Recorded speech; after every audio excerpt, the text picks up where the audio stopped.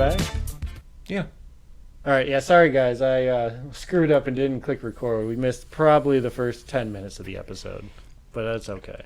We were just talking about Peter Mayhew passed away, unfortunately.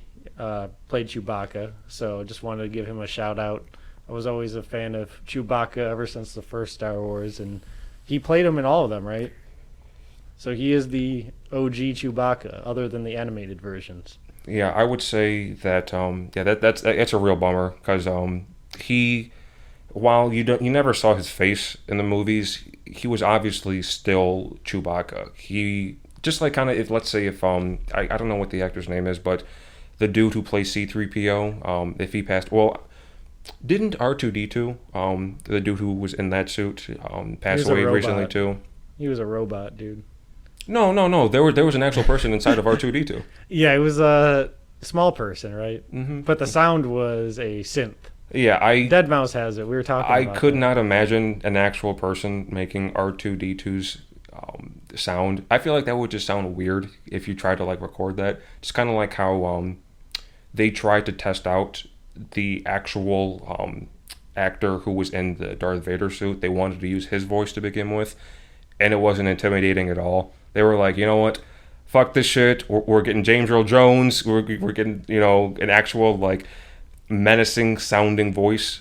Right, he had a fantastic voice for the role, but especially like C-3PO and R2, there's only so many sounds that humans can make. At a certain point, you have to involve computers. That's another one, well, knock not on computers, wood. but electronics at the very least. That's another one, knock on wood. I hope that James Earl Jones lives forever. He's one of those actors where it's like, it'll be a sad day when he passes away. Because if I'm not mistaken, he was still doing, he still did Darth Vader's voice for Rogue One, and did Darth Vader show up at all in episode 7 or 8?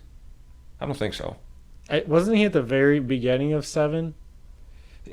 He might have been as sort of like kind of like a flashback or something. Right. As a huge Star Wars fan, I should fucking know this. I thought they showed him with Snoke or whatever at one point for a short back, like a backstory scene, but I don't think he was any major part of the movie at all. I would be shocked if they didn't show him at all in this newest episode. What is that, 9? Yeah, because did you watch the trailer for that? I did, and I also saw the trailer for the new Star Wars video game. So in the new trailer for the movie, it's kind of implied that there's going to be some sort of callback to Emperor Palpatine. They had his fucking laugh in the goddamn trailer. Right, it was like that, like like his when he goes full hood mode. And one like big thing that they were trying to like get across in these couple of movies was who's Adam Driver's character, the dude with the voice and the weird like cross-looking lightsaber. What is his name? Kylo Ren. Like his whole thing was like, yeah, let's he wanted to go back and grab all these like artifacts like Darth Vader's helmet. So I wouldn't be surprised if they showed some sort of like flashback with him throwing over Palpatine into that huge trench and shit. One thing I did like about the trailer, in a more generic sense, is I like how they didn't give away a lot of it. I'm sure they one will. And done with trailers. Yeah, you can only watch one, right. And that's for all movies. One trailer and you're done. Yeah, whenever I, especially if I missed the release of the first trailer, I only watch usually numbered 1, like whatever the first one that came out, and it's usually the shortest. Because as time goes on, they release more. They add more and more stuff in there because at that point, after the first trailer, with me, depending on the movie, if I watch that first trailer, I'm hooked. I don't need to watch anymore. When they release the third, the fourth trailers, they're grasping at claws to get more people to see it. It's like, okay, we're going to show you all the, like, please, like, watch the fucking movie. Yeah, when they get to the point of, like, a 5-minute trailer, to me, that's basically a preview so you can see if the movie sucks before you go to the actual theater and pay for it. But especially if you're going to stream it, watching those 5-minute trailers, you're just giving away part of the movie. One thing that I've always thought was pretty ingenious in movie trailers, I used to like not like it. It used to frustrate me, but now I appreciate it. is when you'll watch a trailer and they'll have clearly shot scenes of the movie, and those scenes aren't in the actual movie. I used to hate that because I was like, they didn't show what was in the trailer. But then it makes me feel good because it's like they didn't ruin the fucking movie for me. Right, they pulled some extra scene they're going to cut anyways and showed you, those 5 seconds of the character turning to the screen. And I'm glad, that moment isn't there, because then it kind of takes you out of it too. Because then you Big think, time. oh, there's that scene from the trailer. The only thing is, which I would fall trap into when I was younger, would be I would see certain scenes from the trailer and actively look for them in the movie. So when you I do used that, to do that too. Is that a yeah. kid thing? I feel like a lot of people used to do that. That can't be just a kid thing. Like it's probably just the level of how much you wanted to see that movie, or like how much you liked that certain trailer. Because I guess you could say, like, as a kid, let's say Star Wars, I was really looking forward to each movie, each trailer that came out. So I was hyper focused on each trailer. So when you put that hyper focus on it, it's hard. It's hard to not pay attention to, hey, was this in the movie? Was this in the movie? I used to be like that with games. Like, I'd track games so closely when they were coming out. I'd notice if they pulled a feature they mentioned earlier in development. But now half the time I don't get games till they've already been out, or I just kind of buy them blindly. The best type of movie to do the old switcheroo of taking out scenes that were in the trailer are comedy movies, because that's always frustrated me beyond belief when you'll watch a movie and you'll watch a trailer and it's funny, and then you go to watch the movie and the joke obviously doesn't hit because you've already seen the trailer like 30 fucking times. Yeah, jokes are never, the same when you've already heard it before. Especially because it's not like it's a stand-up comedian spinning the joke in a different way. You're just hearing the scene again. So you're not going to have that unexpected moment of, like, oh shit, like they knocked that on the floor and whatever, because that's going to happen in that scene. So it has a lesser effect. So I wanted to talk to you about I want to say a new feature, but Instagram has been testing out taking away likes, or they're starting it in Canada. I think it started actually like today. There were some, like, people were posting screenshots online. They're taking out the like feature from Instagram, and my opinion on that, I think that's great, because that people are so focused on how many likes that they get. People only post to get likes. Well, I guess that's not everyone, but the vast majority of people, because they get the serotonin boost from getting the like. So a lot of people, you'll notice with selfies a lot, like, take a selfie. A lot of people only post selfies to get some sort of like validation or to boost themselves up. And they'll judge that. So they'll judge their worth on how many likes their selfie gets.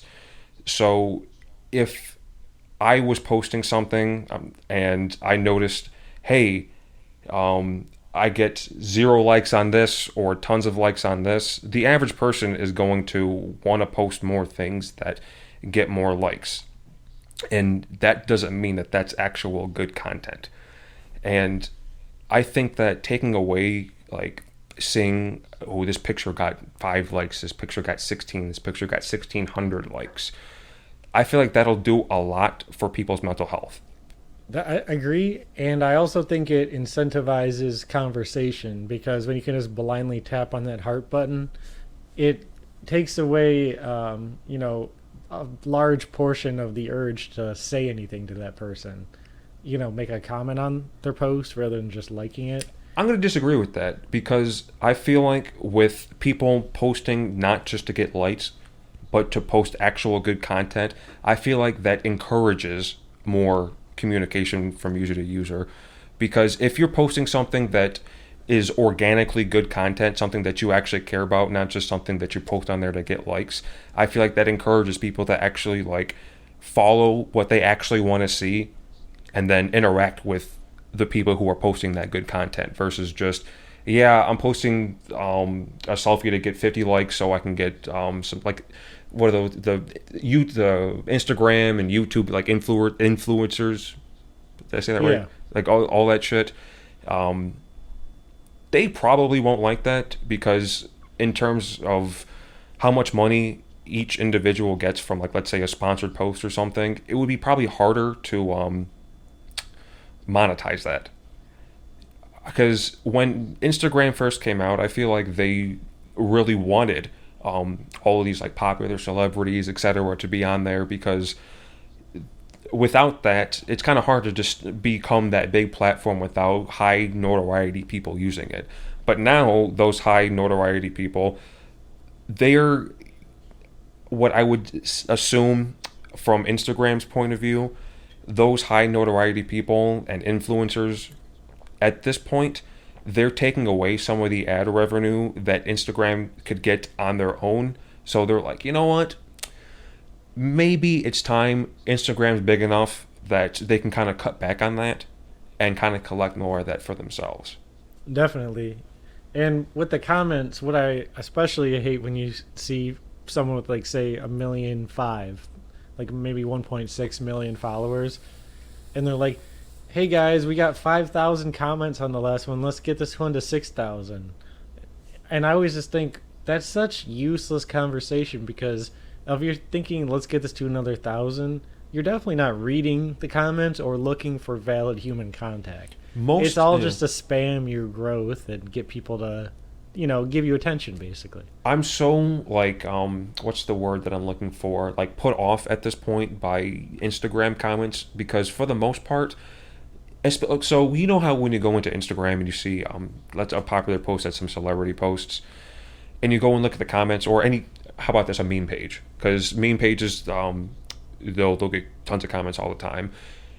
For the most part, I always feel like, I don't know if I'm right on this, but I get that distinct vibe that the top rated comments on that are always bullshit in terms of like.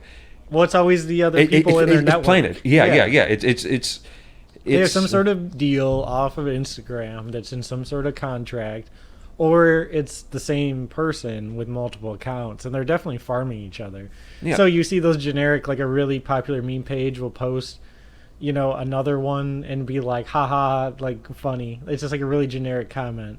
And people fall for that shit all the time. Right, or they will regram, which is basically, like repost using an app, someone else's meme page who has maybe only like 2,000 followers, like out of nowhere, and they're like, haha, you got to check out this page, like it's so funny. And it's like, really, you found that page out of nowhere?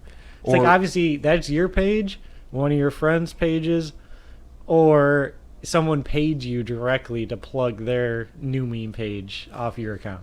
So I usually treat all that stuff as just BS they're pushing onto you. Or when you start seeing all the merchandise, like when you see like a meme page will post mainly memes for a while, and then it turns into like every other post is just like, haha, like check this out, and there's like a link to like a product code. It's like, wait, where was the joke? By any chance, recently have you seen, because I first saw it on Instagram, have you seen that popular post within this week where it's some dude, he's on an airplane, and there's some like old lady staring at his phone, and he's like, I caught this old lady staring at my phone in the flight, and he tilts it towards her and she freaks out. Yep. So I saw that first on Instagram, but somehow, weirdly enough, I was on Twitter and I saw, because it originated on Twitter, and I saw the I saw this too. This is good. Yep, I saw the actual account that came from, and it was an actual person's account. It was it's some MMA fighter.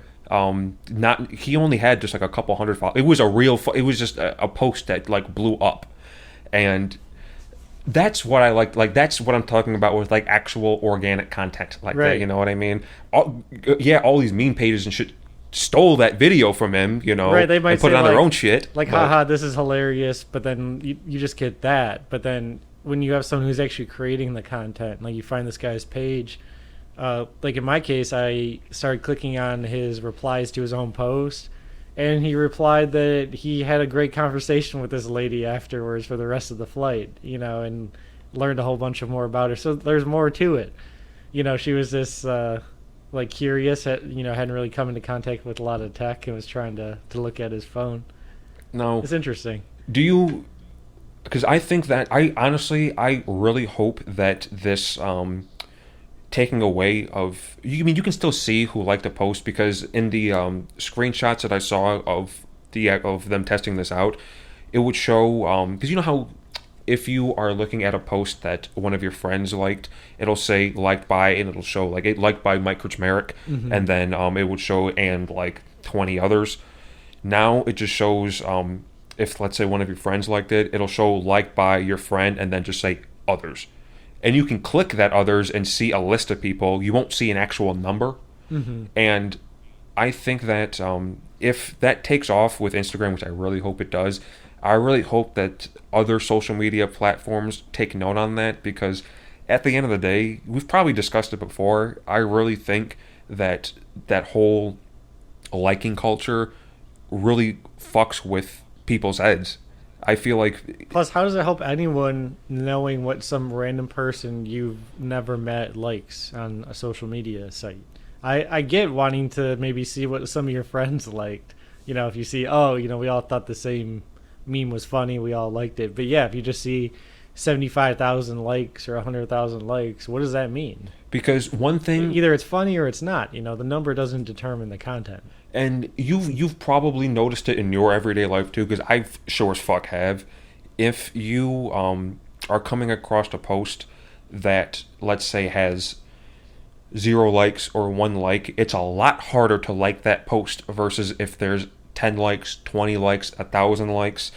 So that all, Because you're going to be one of the first few. You're going to pop up and so Yeah. that plays into people's psyche. Like if I'm that person with a post that has 0 likes, people will get depressed over that shit. And like that shit's serious. So Right, like I'm not a huge social media guy, but I at least have like a couple likes on every single one of my posts. There's people's pages you go to that they have like 0 or 1 or 2, There's- and they have like 500 posts. I'm not saying that everyone like cares that deeply about it, but there's sure as shit a huge amount of people who get depressed over that shit. Yeah. Honestly, like in 2019, I wouldn't be surprised if people are killing themselves every day Yeah, because of the lack of social media interaction that they have with other people. it's unfortunate, but I'm sure that's true. Like that one crazy chick who didn't like she like tried to like shoot up the YouTube headquarters or some shit. Right, Because Well, she was mental illness. still, but she was upset because her reasoning, her social media posts weren't getting enough attention. Right. Well, she claimed they were like demonetizing or blocking her videos for making money and all this stuff based on the content. And I don't know the full story. It's been a while since I read about that one. But I guess there was a few things they demonetized, but overall she just wasn't making a lot of money. Like imagine trying to describe the feeling of despair that you're not getting any likes to someone in fucking like 1920. Right, it just doesn't make sense. That's why I appreciate someone who does have interesting posts and they don't have many followers. Like they do keep posting good stuff, because then they're just they're using like their own little picture journal. They don't really care. They don't need external validation. It's like, here's a picture of my backyard. And like here's my food, whatever. I feel like that's what Instagram is trying to propagate, is just more of that actual good organic content, not just content to get likes. Or just show the true you, basically, in the end. Don't try to fake it for likes. Just share things you find interesting. What I hope doesn't happen There's is still a follower count, though. That has an aspect too. oh yeah, that'll always that'll be a thing too. But I think that the followers, while that's I think that's still like a big deal, that'll play a part of people's psyche. But I think that the liking feature itself is more personal to people. Mm-hmm. You know what I mean? Because then, suddenly we'll have to search this person's at least category of content rather than just being blindly shown all their posts in the explore page because they might have 750,000 followers. It might result in a lot of these influencer type people posting things like, hey guys, send this to your friends, which they do now more than asking for likes, or asking for comments more than likes. But I think in the end it'll have a positive effect if they go that route. because the way I mean, look, I use social media. It'd be a really good tool, but at the same time, most people aren't introspective enough to realize how mentally damaging social media can be if used in the wrong way. I think quantity and what time of the day you get on it too. Like I find it the very worst to hop on Instagram in the morning. Personally, something about it. Like if I get on Instagram in the morning, I can't get off of it. But if I don't go on it all day and I'm, doing chores, go to the gym, and I hop on Instagram after work, I might scroll through a few things and, check our notifications, send a few things, but I'm not going to be affected by it. It seems like if I check in the morning, I see lots of things that are intriguing, like cool places I want to go see, cars and all that. I start to compare that stuff to my own life. That's the issue. Which happens all the time, I'm sure, in a little bit, a small way, but it has a stronger effect on me in the morning. So, I think that's the most common time. I think because you're exposing your brain to it first thing in the morning. That's the most common time. At the beginning of the day and at the end of the day, I think that's the most common time for people to scroll through any sort of social media. I mean, people are on it all day, don't get me wrong, but it's so much easier. Like, let's say when you wake up, you're taking your morning shit, that's the time to go through Instagram, Reddit, etc. But with all of these sites, it's like an endless amount of content, so it's hard to pull yourself out sometimes. I found you almost have to just take your shit and just your phone and just put it aside, because it's like a slot machine. They have the scrolling feature and it pops up and there's new content. And they designed these apps to be like gambling machines. Mm-hmm. Probably in a lot of cases, same people worked on some of the same design, and like the sound, and the feeling it gives you, because they designed that very specifically, like at the casino. The exact sound it makes, how far you pull down the lever. It's all meant to encourage you to pull it more. Right. It's a dopamine release. It's just endorphins. So should we get into a few of these articles? Yeah. What do we got? Well, we're looking at this article about the opioid crisis, but more specifically this Insys Therapeutics. The head guy there was, indicted for fraud. No. What is he exactly guilty for? For participating in a scheme to bribe doctors to prescribe an addictive painkiller. Yeah, I don't know what his exact charge is. I guess racketeering. But the craziest thing, we'll post this article on our Twitter, but as we read through it, everyone knows the main ridiculous aspect of this is that doctors are basically acting as corporate drug dealers or medical drug dealers. This company was giving doctors kickbacks to overprescribe certain opioids. Like, they had some sort of fentanyl spray that they were trying to get doctors to overprescribe people, and doctors were getting kickbacks from that. Which is a huge fucking no-no, because why in the world would you need to overprescribe people shit to begin with, let alone opioids? Right, and then as we kept reading, it's a pretty standard case, because this has happened at quite a few companies. I believe it. Probably smaller ones, smaller offices, but a lot of doctors have gotten in trouble for this. Definitely not enough. But as we got halfway through the article, we noticed that there was this mention, this kind of passed by, that during the trial they watched a rap video they produced for Insys sales staff describing its strategies to boost sales, that starred their vice president of sales dressed as a dancing bottle of Subsys, which is the spray. That's the fentanyl spray. And we watched it. I'll confirm. I don't know what you thought about it. I thought it was hilarious, but also ridiculous and upsetting. Because you see these guys in hilariously suits. Upsetting. Yeah, it's almost unbelievable that it's a real video and not some parody video someone made on YouTube. Because there's a gigantic dancing bottle of fentanyl spray, and these guys in suits with sunglasses are rapping next to it, And then, there's some sort of house party scene with girls they hired, or, maybe their other sales staff dancing with them. This video, It's I mean, ridiculous. it wasn't just like shown to, like, let's say everyone. They used that as at a sales conference to encourage more people to get on board with selling it. But the simple fact that they couldn't even like look at that objectively and think there's nothing wrong with that, Right, like, that shows that, yeah, somewhere up the chain someone's fucked up, because they obviously don't understand that, or maybe they do and just don't care that obviously is they're all millions of making people. so much money they don't care? That's What- it. Yeah. That's it, because they're not seeing the effects that this has on people in their everyday life. So they're so detached from that shit. They don't see anything wrong with making some sort of, video like that. Even with all the shit people talk about, how fentanyl's bad, opioid crisis is bad, but you'll still have these people pushing this shit out like there's nothing wrong.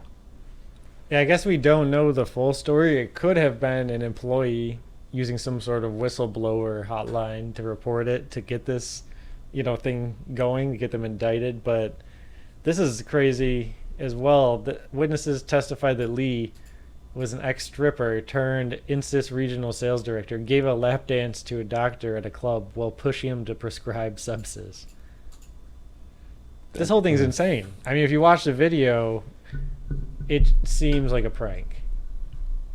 But it's real, and it's unfortunate that there's people who are dying on that spray, and there's a video about it. I will say, though, I mean, it is good to know that people are actually starting to see some sort of consequences from this shit, because you can't look at the whole opioid crisis and think that it starts at an individual level, at each user level. It's got to start at the top. Yeah, I never understood blaming the users. Like, they're getting it from somewhere. This started as a huge wave. It wasn't a slow. It's a systematic problem. Yes, and it was basically a takeover of the U.S. in terms of drugs. I mean, that's our largest problem, I'd say, drug-wise in the country. It's Drug-wise, opioids. oh, definitely. And it didn't used to be as massive as it is in the past 5-10 years. It's really taken off. Especially with fentanyl, probably in the last 5. Fentanyl's the scariest so far. I remember being young and thinking, like back in high school, that, heroin, like opioids, like that was a 60s thing. That's a thing that people don't do anymore. And then as time went on, you realize not only is it bad, but it's much worse than it was even at heroin's peak.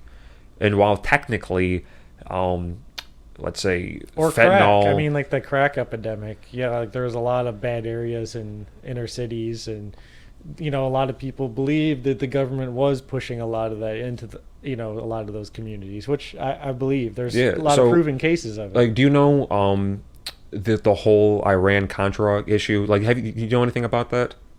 I don't think so, unless it does involve the poppy seeds and the how the soldiers are guarding the fields over there. No. Okay. So that's like Afghanistan, I think. Yeah. So if I understand it correctly, back when because this is when Reagan was in office at the time, they wanted to do some, and someone please feel free to fact check me after this, but if I understand correctly, we wanted to support, like the administration at the time wanted to support some sort of proxy war that they could not get Congress to sign off on. So we couldn't legally give support to whatever nation that we wanted to support at the time.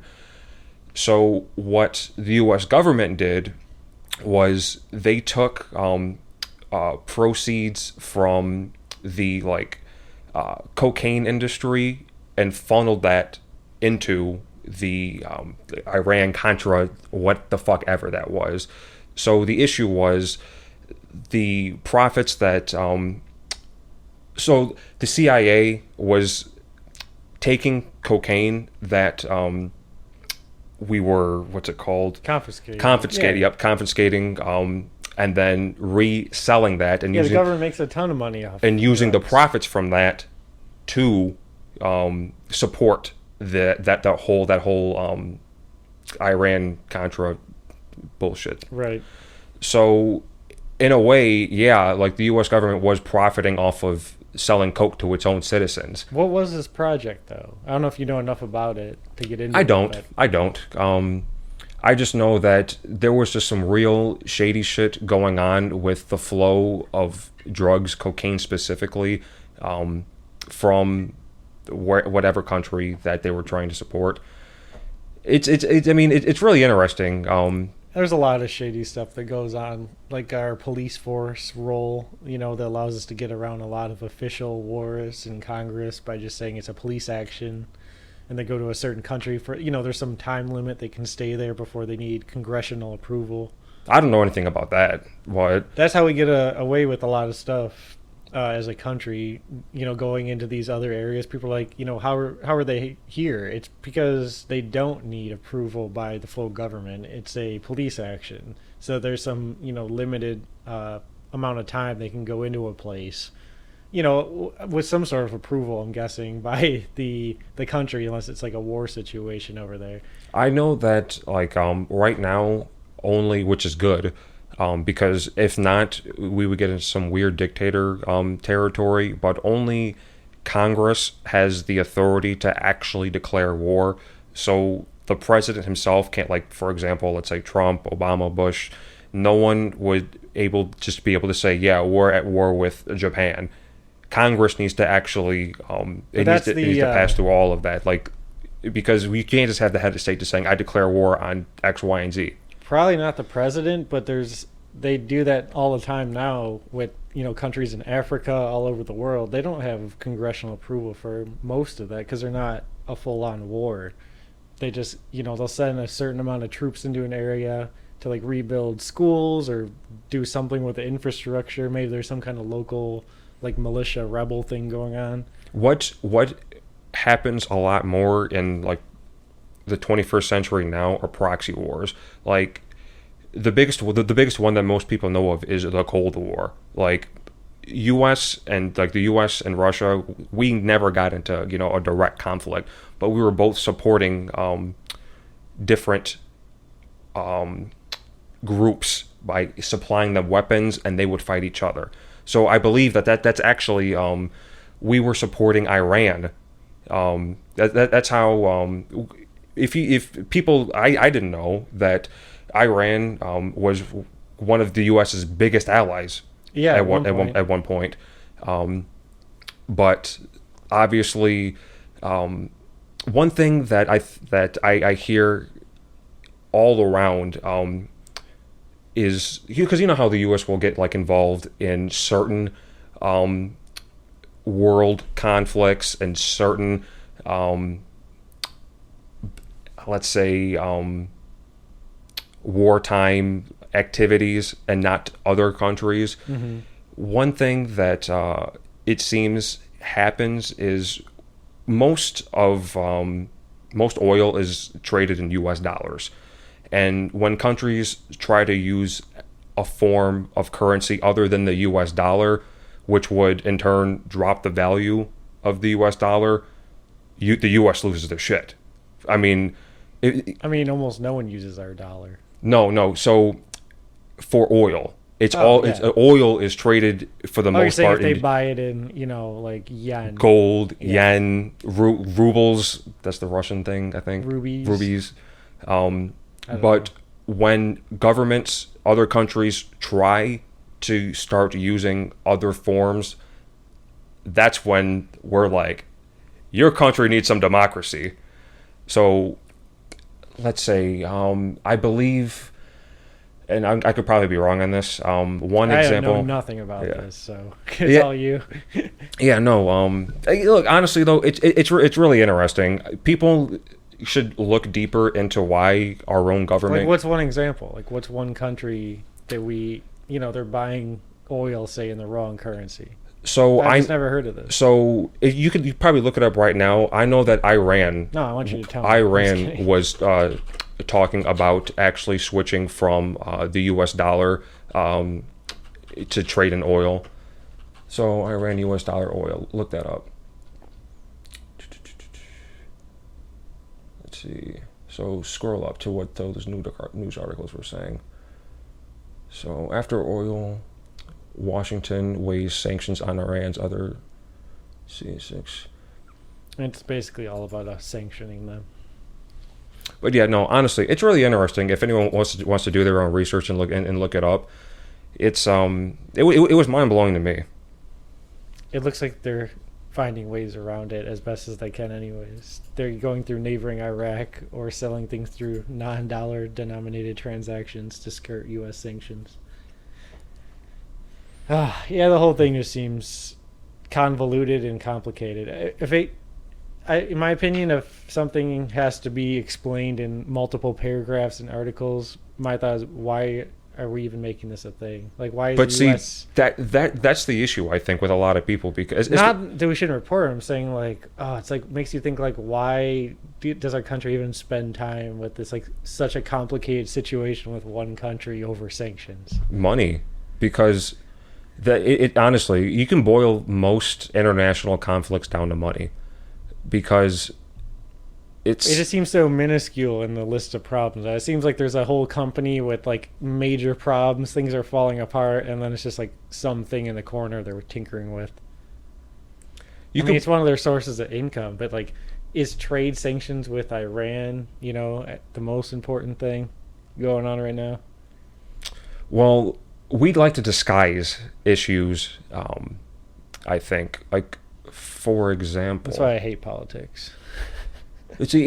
No, I mean, you're the average person. Most people don't really look deep into it because it's all surface level. I always like the idea of it, and as I start to read into it, you just realize how corrupt everything is, and I don't know. I think ignorance is bliss a lot with that stuff, personally. The more I read into it, the more I feel like things are bad, the world's ending, and if I just don't read it, things just keep going along. Like, I'll vote, and I'll pay attention to major things, but I don't know. If you just get too looped into the news, you can forget about your own life. That's true. I mean, you need to find a Like, good is balance. some trade sanction in Iran really a daily concern of some guy who's, like, trying to support his family in Oregon? Probably not. I think what makes it personal to people is we like to disguise the reason why we do this shit. So, for example, with Iran, the first thing people think of is terrorists, any sort of Middle Eastern conflict, when in reality, most people in government don't give a shit about that. Let's be honest. They don't. No. Because for the most part, anyone in the continental United States will not ever have to deal with some sort of Islamic terrorism in their life. It's just, they don't have the funds to come over here and fuck with us like that. And when they did, they got support from fucking Saudi Arabia, our biggest ally, So, yeah, it's a whole mess. Yeah, that's the thing is, like, with the exception of China is getting so massive, we just have pure military power as one of our kind of bully aspects of our country. That is what allows us to move so freely throughout the world, is our Navy, our Air Force. So strong that's all we have. Yeah. Like what else are we exporting besides weapons? I don't know. I'm sure we export some things. I mean, that's not the only export. Like, I doubt it's even number one. Automotive. Let's see.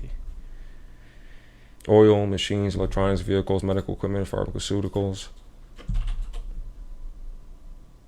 Food, beverage, feed, crude oil. Yeah, let's say civilian aircraft and aircraft that's the thing engines. is it's kind of outdated to say we're mainly in the Middle East just for oil. That's an aspect, but when you start to bring in opioids and the poppy fields in Afghanistan and then just region control, I don't think oil is the largest reason why we're over there, because we do have such massive natural gas and oil reserves. We like to keep uncovering. like strategic bases. That's why like Russia does not want us anywhere near Europe at this point, because when we place strategic like bases, like what is that country that Russia's trying to take back? Ukraine.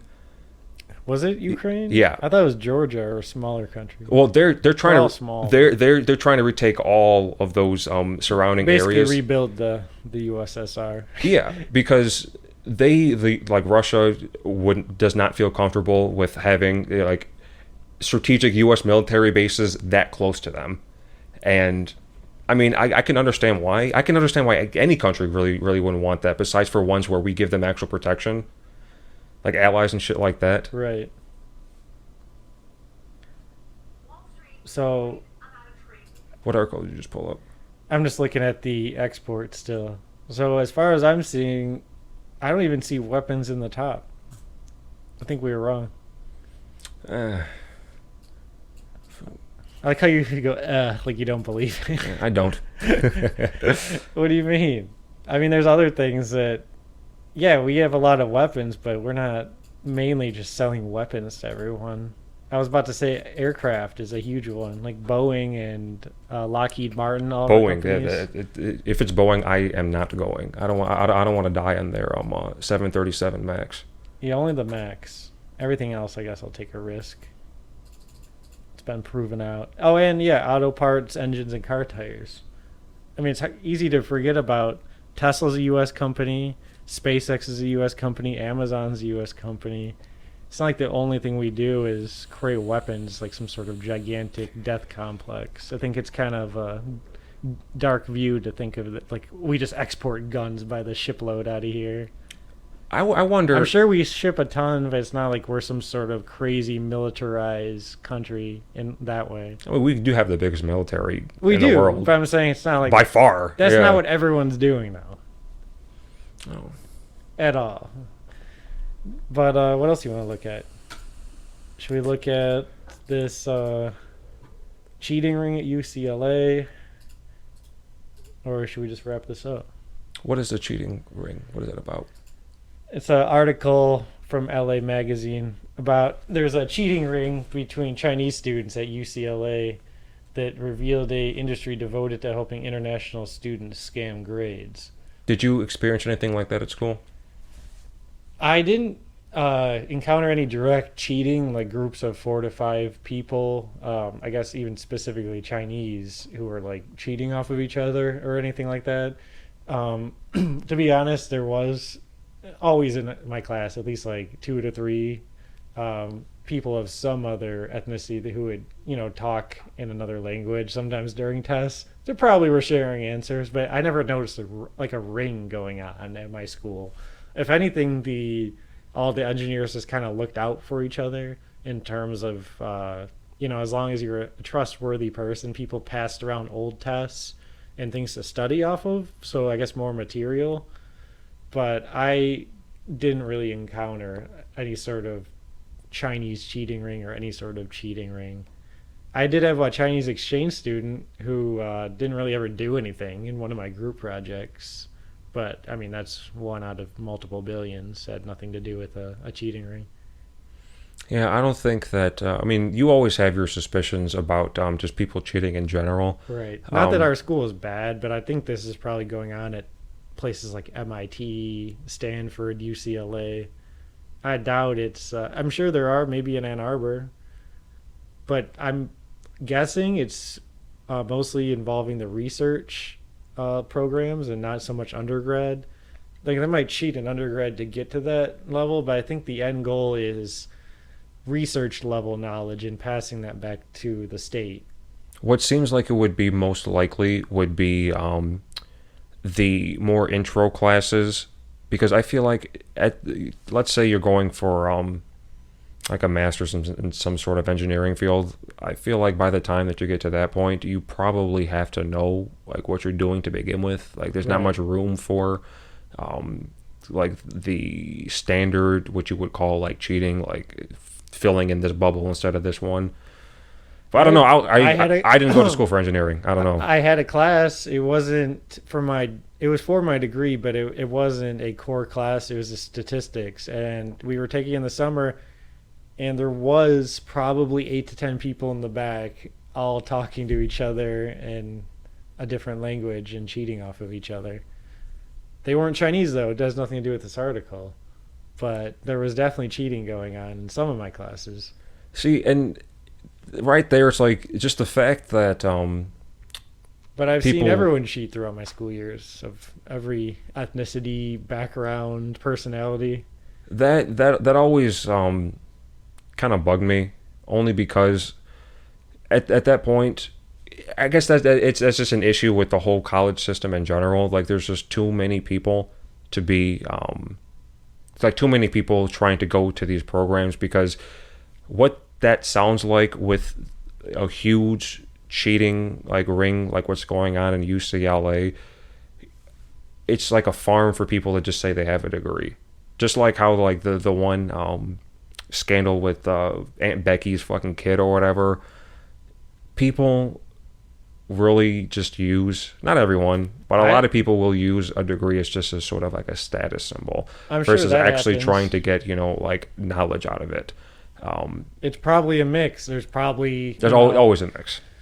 some billionaire from London, China, anywhere, Germany. I could see them like sending their kid over to the U.S. and wanting them Nice to get, Western education. right, get like a nice New York University degree. But there's probably also a mix of state-sponsored people coming over here. Oh, yeah. Like places like Russia, China, who are trying to ship tech and mechanical engineering, aviation, any sort of industry secrets back. You'll also see a lot of countries go through like brain dumps where people will get education over here and stay over here and not bring, like you see that with a lot, even in the US. Like you'll see a lot of people come from a small town, town's shitty, let's say a town that's perfect example, a town that's like rifled with like an opioid crisis. Someone goes to Vancouver, like let's say someone is in like BFE fucking like Nebraska, and